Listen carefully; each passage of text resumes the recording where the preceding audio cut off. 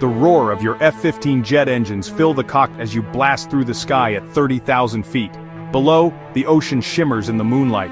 You glance to the right, acknowledging your wingman. Suddenly, you begin picking up two blips on the radar. The blips are closing in. Your co-pilot sitting behind you tells you their electronic emitters belong to the enemy. You've trained for this moment. It's go time. You yank the stick, banking hard to the right. Your wingman pulls left, diving down to circle under the enemy. Alarms cut through the roar of the engine. The cockpit screams danger. The enemy has a lock on you. Missile incoming. In today's episode of the Infographic Show, we'll tell you what it feels like to be ejected from a fighter jet. Before you can react, a missile slams into your right wing, tearing it to pieces. Your jet lurches violently, spiraling out of control. That 60-degree barrel roll to the right suddenly becomes a nearly vertical descent toward the ocean below. The numbers on your altimeter drop rapidly. You don't have a lot of time. As your aircraft plummets toward the ocean, your instruments are going crazy. One tells you your plane is still banking to the right, while another says you're in a spiraling nosedive. But all you know is that you're falling. Fast. In 5 seconds, you go from 17,000 feet to 10,000 feet. With only seconds to go before you slam into the ocean, you decide to do the riskiest thing a fighter pilot can do. Bail out. You have no other choice. With every ounce of the strength you have left in your body, you reach down and grab the ejection handle, triggering the explosive charges under your seat. A loud bang fills your ears as the canopy of your plane detaches, and then you feel the violent kick of up to 20 Gs slamming into your body. It's like being hit by a freight train. The force is so overwhelming it feels like your chest is being crushed. Your spine compresses, your head snaps back, and your vision darkens at the edges. Every muscle strains under the brutal acceleration, and it's almost impossible to breathe. In just a fraction of a second, you're launched into the sky at 500 miles per hour. The air outside, it's just unforgiving. Your face honestly feels like it's on fire as the wind blasts your lips and skin. As your seat comes out of the aircraft and into the air, the first parachute deploys to slow your descent.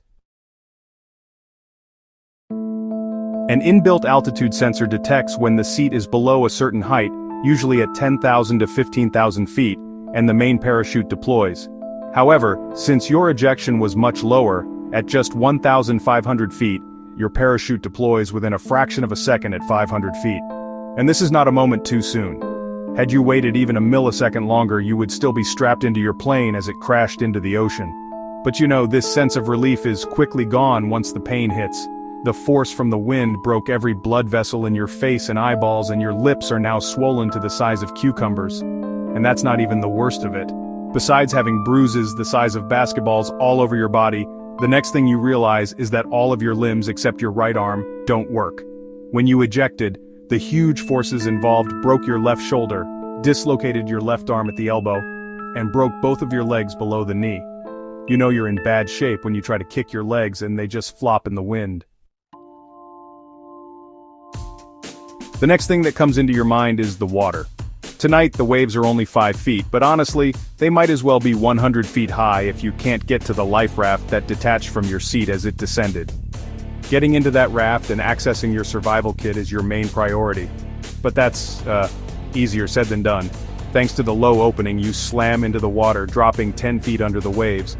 The parachute surrounds you, the cords wrap around you like tentacles. You thrash and struggle to free yourself. You have to get to the surface. After what seemed like an eternity, you finally make it and gaze up at the black night sky. Somewhere, hundreds of feet below you, your destroyed aircraft plummets to the bottom of the ocean, but you don't care about that. All you can think about is your co-pilot. When you pulled the handle, it also triggered the ejection sequence for your co-pilot, and he should be out here somewhere. You call out his name, nothing. Hypothermia will be setting in soon and you need to get to the raft, but there's a problem. Despite your injuries, you fight against the waves. Time is running out. You start to shake uncontrollably from shock and blood loss, but you finally manage to get the upper half of your body in the raft. Once inside, you start to take stock of the situation. You can't see anything. You can feel salt water stinging in all of your open wounds, and you only have one working arm. If rescuers can find you quickly, you might make it. But first, a big shout out to our sponsor, Warhammer 40K Tacticus. Use the link in the description to download Tacticus to your mobile or PC. Warhammer 40K Tacticus is an action-packed tactical strategy game that brings fast-paced battlefield gameplay right into the palm of your hand. You'll get to assemble and lead over 70 legendary Warhammer champions from 17 playable factions, each with unique abilities and strategies. This isn't just any strategy. Angels and Adeptus Mechanicus to fight your way through the galaxy in high-stakes battles. Since its launch, Warhammer 40K Tacticus developer Snowprint Studios has continually introduced fresh content, exciting features, and new game modes, like the upcoming Halloween event, where the sinister Gene Stealer cult joins the fray. It's the perfect time to join a passionate community of Warhammer fans and experience all the intense action firsthand. So what are you waiting for? Click the link in the description or scan the QR code on the screen to get started.